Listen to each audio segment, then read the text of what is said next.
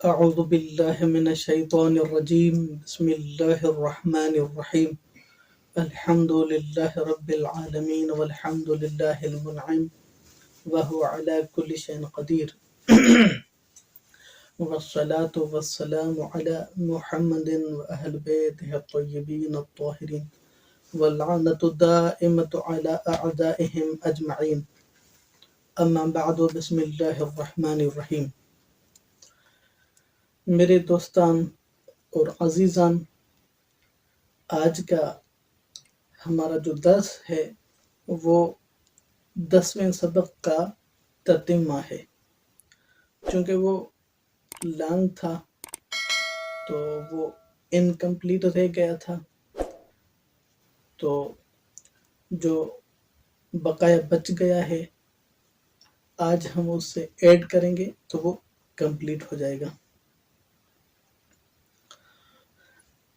آج کا درس کا تھوڑا سا خلاصہ وہ یہ ہے کہ خدا تک پہنچنا بہت ہی آسان ہے، ان کی ذات تک پہنچنا، ان کے وجود تک پہنچنا آسان ہے، لیکن ان کی صفات کی معرفت، ان کی حقیقت کی معرفت وہ بہت مشکل اور کٹھن ہے۔ اور آپ سوال کریں گے ایسا کیوں ہے؟ جب خدا تک پہنچنا آسان ہے اور ان کی صفات کی معرفت اور خدا کی جو عین حقیقت ہے، خدا کے انیت کی معرفت اتنی دشوار اور کٹھن کیوں ہے؟ تو اس کیوں کا جواب بھی اس میں درج ہے، اور پھر 2 قسم کے صفات کے اقسام یہاں بیان کیے جائیں گے۔ ایک قسم صفات ثبوتیہ ہیں، یعنی وہ صفات جو اللہ کے لائق ہیں، اللہ میں پائی جاتی ہیں، جیسے کہ خدا عادل ہے، خدا ارحم الراحمین ہے، اکرم الاکرمین ہے۔ یہ جتنی بھی صفات خدا کی ہیں جو خدا کے لائق ہیں، لائق حمد ہیں، وہ صفات ثبوتیہ ہیں۔ اور دوسری قسم صفات کی جو خدا کے لائق نہیں ہیں، خدا میں نہیں پائی جاتی، جو نقائص شمار ہوتے ہیں، وہ کون سی صفات ہیں؟ وہ ہیں صفات سلبیہ، ایسی صفات جو خدا کے لائق نہیں ہیں، خدا میں نہیں پائی جاتی ہیں۔ فار سپوز ظلم ہے، خدا ظالم نہیں ہے۔ عیب ہے، خدا معیوب نہیں ہے۔ اور دوسرے بہت سارے نقائص جن سے خدا پاک ہے وہ صفات سلبیہ ہیں، جیسے شریک، خدا شریک نہیں رکھتا، اور بہت ساری صفات کا تذکرہ ہم کتاب میں پڑھیں گے۔ چونکہ شکر ہے اللہ کا، جو توحید پر 10 اسباق تھے وہ آج پورے ہونے جا رہے ہیں۔ اس کے بعد میں جو 10 اسباق ہوں گے عدل پر، وہ انشاءاللہ ہم پڑھیں گے۔ تو ایک انتہائی مؤدبانہ گزارش اپنے دوستوں کے محضر میں ضرور کریں گے، وہ یہ ہے کہ بہت سارے دوستان ہیں جن کو بہت ساری باتیں سمجھ میں شاید نہ بھی آتی ہوں، چونکہ کچھ ایسی باتیں ہوں گی جس کو میں زیادہ ڈسکس نہ کرتا ہوگا یا اس کی زیادہ وضاحت نہیں کرتا ہوں گا، تو جو چیزیں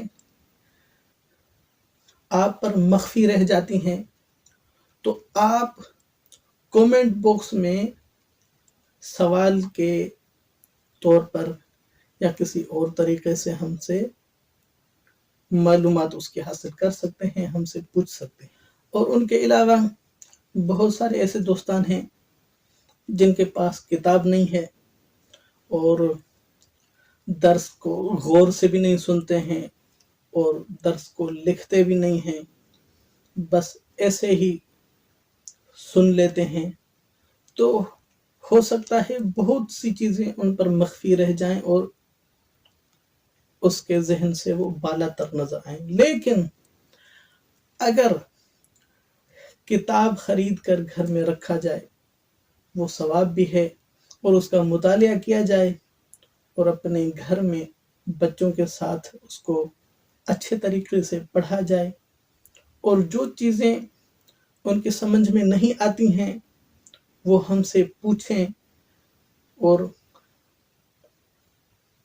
جو ان کے ساتھ مشاکل ہیں، پرابلمز ہیں، وہ ہم سے پوچھیں، تو انشاءاللہ مجھے امید ہے کہ وہ مایوس نہیں ہوں گے اور یقیناً کہیں نہ کہیں اپنی منزل پر پہنچ ہی جائیں گے۔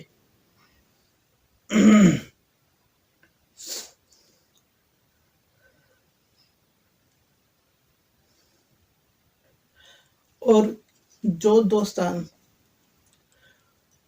کومنٹ میں سوالات کریں گے تو ہو سکتا ہے ان 4-5 سوالوں کا اکٹھا جواب ایک لیکچر کے طور پر دیا جا سکتا ہے، اور اگر وہ اتنی بڑی وضاحت کے قابل نہیں ہے تو ہم کومنٹ کا آنسر کومنٹ کے ذریعے ہی دے سکتے ہیں۔ ان کے علاوہ اس درس کے مشکل ہونے کی ایک وجہ اور بھی ہے جو مجھے معلوم ہے اور وہ یقینی ہے، وہ یہ ہے کہ بہت سی اصطلاحات یہاں ایسی ہیں جن سے عوام الناس غیر معلوم ہیں، جن سے عوام الناس غیر مانوس ہیں، ان کے بارے میں وہ نہیں جانتے، تو لہٰذا خود مجھے محسوس ہوتا ہے ایسی اصطلاحیں بیان کرنے کے لیے بہت سے لیکچر درکار ہوں گے۔ تو اس لیے اگر آپ کومنٹ کے ذریعے یا کسی اور طریقے سے آپ ہم تک اپنا سوال، اپنا میٹر پہنچائیں گے تو ہم یقیناً کوشش کریں گے کہ اس کو اچھے طریقے سے حل کیا جائے۔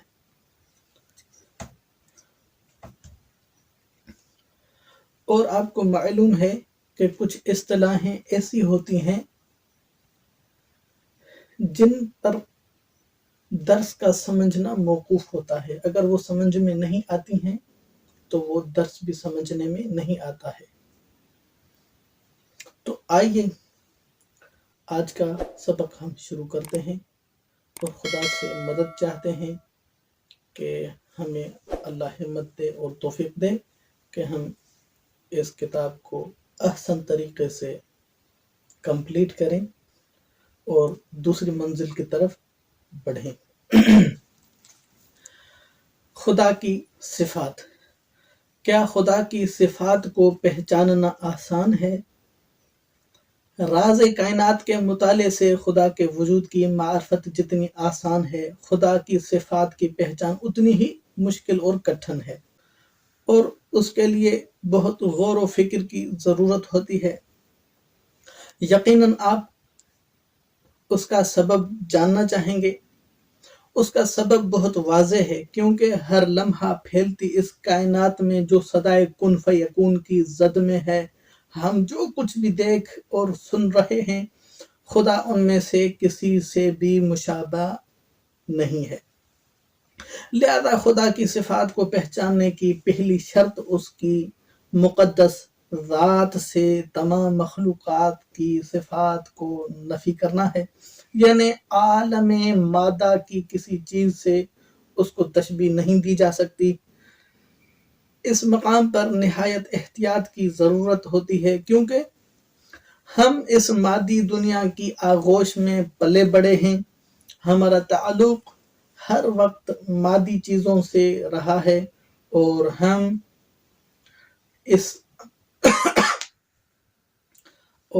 اسی سے مانوس ہیں۔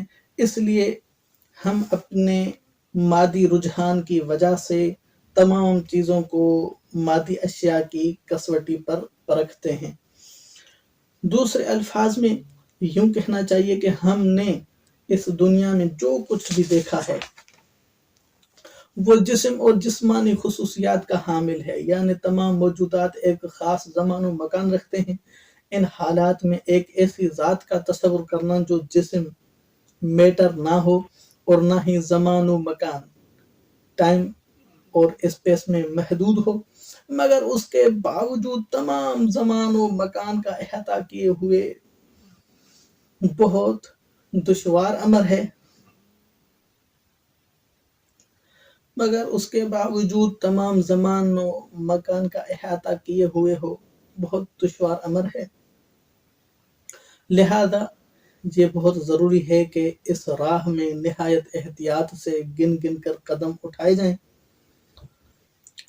اہل بصرہ نے ایک خط لکھ کر حضرت امام حسین علیہ السلام سے صمد کی وضاحت چاہی تو آپ نے ان کو لکھا، صمد کی تفسیر یہ ہے کہ اللہ نے کسی کو نہیں جنا اور کسی نے اس کو نہیں جنا اور کوئی اس کا ہمسر نہیں، اس سے کسی کثیف چیز نے جنم نہیں لیا، جس طرح سے بچہ اور دوسری کثیف اشیاء مخلوقات سے جنم لیتی ہیں، اور اس سے سانس کی طرح سے کسی لطیف چیز نے بھی جنم نہیں لیا۔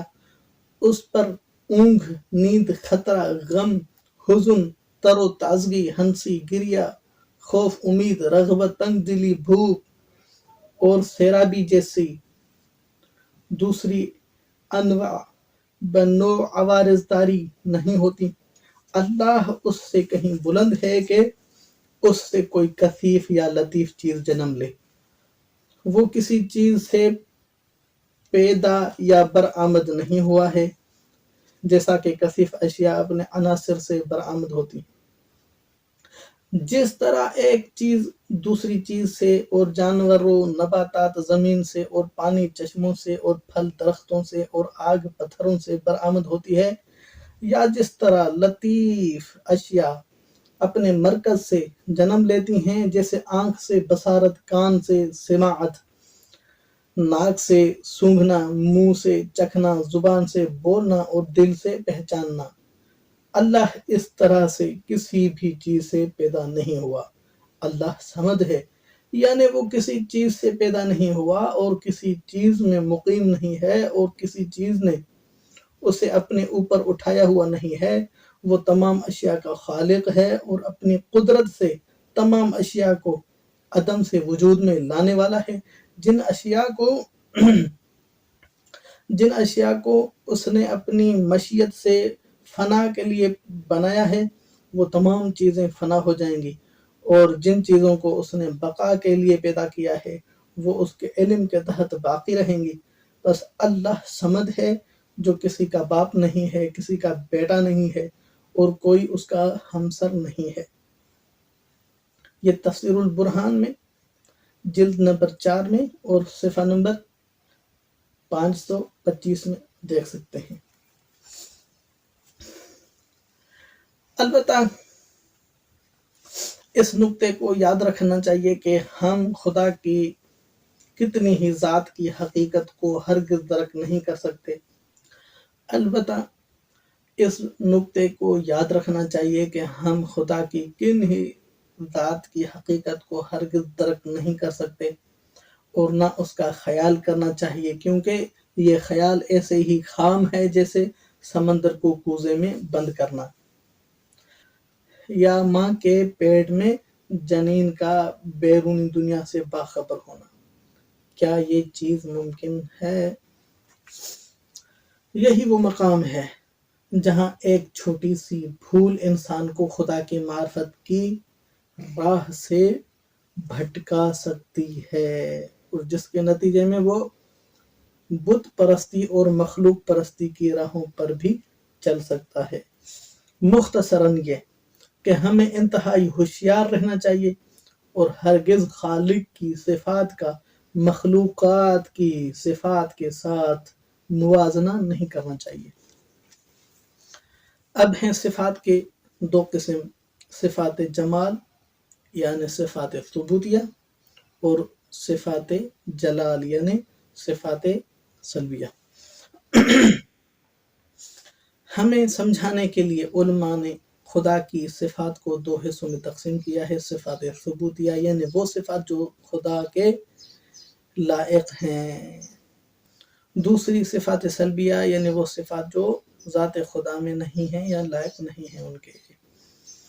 اب سوال یہ پیدا ہوتا ہے کہ خدا کی ذات میں کون کون سی صفات ہیں؟ اس کا جواب یہ ہے کہ اگرچہ خدا کی صفات بے حساب ہیں، لیکن اگر مختصراً بیان کرنا ہو تو ایک ہی صفت میں اس کی تمام صفات کا خلاصہ بیان کیا جا سکتا ہے۔ وہ یہ ہے کہ خدا لامحدود ذات ہے جو ہر لحاظ سے تمام کمالات کا حامل ہے، اور صفات سلبیہ کو مختصراً یوں بیان کیا جا سکتا ہے کہ خدا کی ذات ہر نقص سے پاک ہے۔ دوسرے الفاظ میں یہ کہا جا سکتا ہے کہ کمالات اور نقائص کے بھی کئی درجات ہوتے ہیں، یعنی بے انتہا کمال اور بے انتہا نقص کا تصور۔ لہذا یوں کہا جا سکتا ہے کہ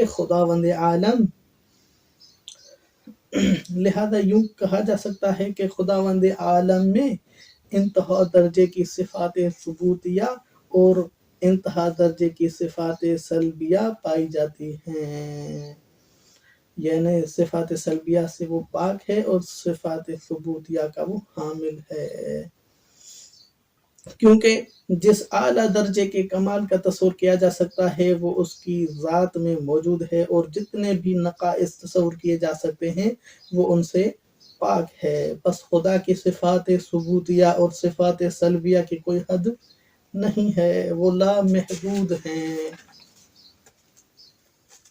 خدا کی مشہور صفات ثبوتیہ کو ایک شاعر نے یوں نظم میں بند کیا ہے: عالم و قادر و حی است و مرید و مدرک، ہم قدیم و ازلی پس متکلم و صادق۔ کہ خدا عالم ہے، قادر ہے، حی ہے، مرید و مدرک ہے، قدیم ہے، ازلی ہے، متکلم ہے اور صادق ہے۔ خدا عالم ہے یعنی تمام چیزوں کو جانتا ہے، خدا قادر ہے یعنی ہر چیز پر طاقت رکھتا ہے، قدرت رکھتا ہے، خدا حی ہے یعنی زندہ ہے، اور زندہ اسے کہا جا سکتا ہے جو علم بھی رکھتا ہو اور قدرت بھی، چونکہ خدا عالم بھی ہے اور قادر بھی ہے، اسی بنا پر وہ زندہ بھی ہے۔ خدا مرید ہے یعنی صاحب ارادہ ہے، جو ارادہ کرتا ہے وہ کرتا ہے اور کوئی چیز اسے نہیں روک سکتی، وہ اپنے کاموں کو وہ اپنے کاموں کا خود ارادہ کرتا ہے، وہ اپنے کاموں میں مجبور نہیں ہے، اور وہ کام جو بھی کرنا چاہتا ہے اس میں حکمت ہوتی ہے۔ یہی وجہ ہے کہ قدرت کے اس کارخانے میں کوئی بھی چیز بیکار اور بے مقصد نہیں ہے۔ جو چیزیں اللہ نے خلق کی ہیں ان میں کوئی نہ کوئی حکمت ضرور ہے۔ خدا مدرک ہے یعنی وہ تمام چیزوں کو جانتا ہے، سمجھتا ہے اور دیکھتا ہے۔ یہاں میں چاہتا ہوں تھوڑا فرق بیان کروں۔ خدا عالم ہے یعنی خدا جاننے والا ہے، خدا مدرک ہے اس کی بھی معنی یہی ہوگی کہ خدا جانتا ہے۔ تو کیا فرق ہوا؟ تو مدرک کی معنی یہ ہوتی ہے کہ خدا ادراک کرتا ہے، حقیقت کو پہچانتا ہے۔ جیسے ایک شخص ہے وہ بیمار ہے، اب مجھے پتا چلا، کسی نے پوچھا کہ فلاں کیسا ہے، میں نے کہا وہ بیمار ہے، انہوں نے کہا تجھے علم ہے؟ میں نے کہا کہ ہاں مجھے علم ہے کہ وہ بیمار ہے، لیکن ایک بار اس بیمار کا علم ڈاکٹر کے پاس ہوتا ہے، جب وہ ڈاکٹر کے پاس جاتا ہے تو ڈاکٹر اسے بتاتا ہے کہ تم بیمار ہو، لیکن کیا فرق ہے میرے جاننے میں اور ڈاکٹر کے جاننے میں؟ کیونکہ ڈاکٹر اس کی بیماری کا ادراک کرتا ہے، اس کی حقیقت کو جانتا ہے، کہ وہ باقاعدہ جانتا ہے کہ یہ بیمار ہے اور بیمار ہے، لیکن مجھے بس علم ہے کہ یہ بیمار ہے، تو انشاءاللہ سمجھ سکتے ہیں۔ اور خدا قدیم اور ازلی ہے، یعنی وہ ہمیشہ سے ہے، اس کے وجود کا کوئی آغاز نہیں ہے، کیونکہ اس کی ہستی اس کی ذات سے جلوہ گر ہے، اور یہی سبب ہے کہ وہ ابدی و ازلی ہے، یعنی وہ ہمیشہ سے ہے اور ہمیشہ رہے گا، کیونکہ جس ذات کی ہستی خود اس کی ذات ہے، اس کے لیے فنا اور عدم کا کوئی تصور نہیں کیا جا سکتا۔ خدا متکلم ہے، یعنی وہ ہر چیز میں کلام پیدا کر سکتا ہے، وہ چاہے تو ہوا میں آواز کی لہریں پیدا کر کے اپنے پیغمبروں سے کلام کر سکتا ہے۔ ایسا نہیں ہے کہ خدا کلام کرنے کے لیے زبان، ہونٹ اور گلے کا محتاج ہو۔ خدا صادق ہے، یعنی جو کچھ کہتا ہے سچ ہوتا ہے، کیونکہ جھوٹ بولنے کے عام طور پر دو اسباب ہوتے ہیں، پہلا سبب نادانی اور دوسرا سبب ناتوانی۔ چونکہ خدا دانا اور توانا ہے، لہذا جھوٹ بولنا اس کی ذات سے محال ہے۔ اور اسی شاعر نے ہی صفات سلبیہ کو یوں نظم میں بند کیا ہے: نہ مرکب بود و جسم، نہ مرئی نہ محل، بے شریک است و معانی، تو غنی دان خالق۔ خدا مرکب نہیں ہے، یعنی وہ اجزائے ترکیبی سے مل کر نہیں بنا، اگر ایسا ہوتا تو وہ اپنے اجزاء کا محتاج ہوتا، جبکہ وہ کسی چیز کا محتاج نہیں ہے۔ خدا جسم نہیں رکھتا، اس کی معنی یہ ہے کہ جسم محدود ہوتا ہے اور اس میں تبدیلیاں واقع ہوتی رہتی ہیں، اور جسم فنا ہو جاتا ہے، جبکہ خدا ان چیزوں سے پاک ہے۔ خدا مرئی نہیں ہے، یعنی وہ نظر نہیں آتا، اس کو دیکھا نہیں جا سکتا، وہ دیکھنے والی چیز نہیں ہے کہ اسے دیکھا جائے۔ اگر نظر آتا تو وہ محدود اور فانی ہوتا، جبکہ خدا لامحدود ہے اور لا فانی ہے۔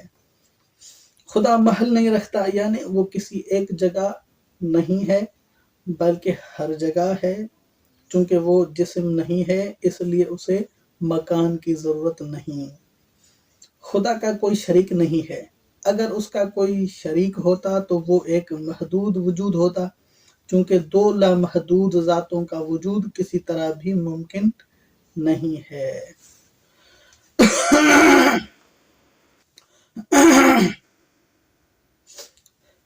چونکہ دو لامحدود ذاتوں کا وجود کسی طرح بھی ممکن نہیں ہے۔ نیز کائنات کا نظم اس کے بے مثل اور یکتا ہونے کی دلیل ہے۔ خدا معانی نہیں رکھتا، یعنی اس کی صفات اس کی عین ذات ہیں، زائد بر ذات نہیں ہیں۔ خدا کی صفات عین ذات ہیں، اس کا مثال ضروری سمجھتا ہوں، جیسے کہ آپ دیکھتے ہیں ایک شخص ہے، جب وہ دنیا میں آتا ہے تو اس کی شخصیت ہوتی ہے، اس کی ذات ہوتی ہے، بقایا جو صفات ہوتی ہیں وہ کسب کرتا ہے، ان میں پہلے نہیں ہوتی، بعد میں وہ ڈیولپ ہوتی ہیں، وہ سیکھتا ہے، ٹیچنگ کرتا ہے، وہ سیکھتا ہے۔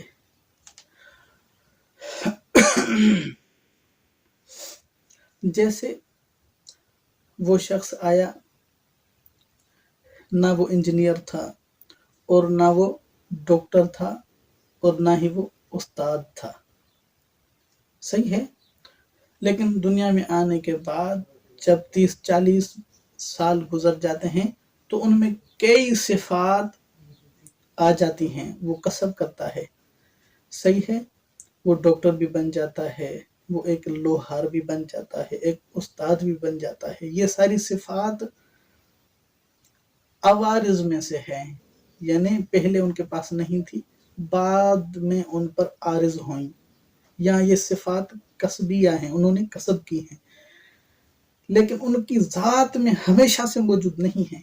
اگر وہ تمام صفات ان کی ذات میں ہمیشہ سے موجود ہوتی تو ان کی ذات اور صفات ایک ہی چیز مانی جاتی، جیسے خدا نے اپنی صفات کو کسی سے کسب نہیں کیا ہے۔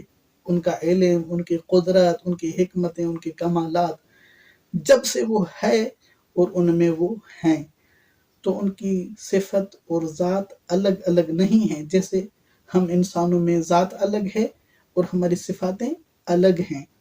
خدا کی ذات اور صفت ایک چیز ہے۔ خدا محتاج نہیں بلکہ غنی مطلق ہے، کیونکہ بے پناہ علم اور بے حساب قدرت کے مالک کو کسی چیز کی کمی نہیں ہوتی۔